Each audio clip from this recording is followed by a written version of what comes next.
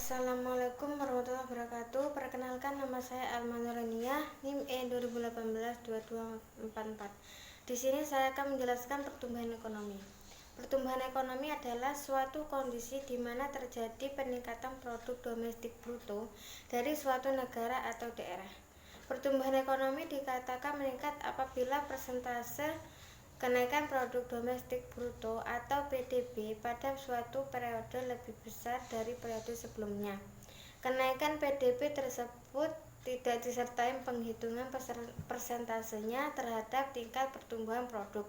Jadi, pertumbuhan ekonomi adalah suatu keadaan di mana terjadi kenaikan PDB suatu negara tanpa memandang apakah kenaikan tersebut lebih besar atau lebih kecil dari tingkat pertumbuhan penduduk. Pertumbuhan ekonomi pada tahun 2000 sampai 2008.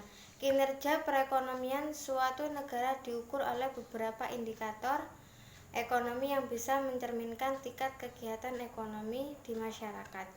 Perkembangan indikator ini tidak saja dapat berpengaruh pada tingkat stabilitas ekonomi, tetapi juga pada tingkat kesejahteraan masyarakat secara keseluruhan.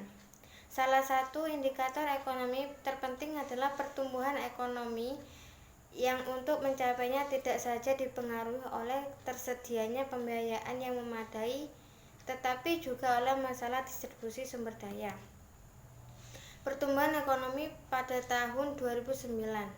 Dampak krisis ekonomi global pada perekonomian Indonesia dapat dikatakan paling terasa ketika memasuki tahun 2009. Penurunan nilai ekspor Indonesia 17,7% pada bulan Januari 2009 secara jelas menunjukkan dampak nyata dari melemahnya perekonomian dunia. Dampak dari penurunan ekspor tersebut tidak saja dalam bentuk tergantungnya kegiatan ekonomi di sektor produksi real akibat terus menurunnya permintaan barang ekspor, tetapi juga dalam bentuk terjadinya pemutusan hubungan kerja yang tidak bisa dihindari oleh dunia usaha. Sampai akhir Februari 2009, korban PHK diperkirakan sudah mencapai sekitar 37.000 orang. Ini pun belum termasuk yang dirumahkan sejumlah sekitar 16,7.000 orang.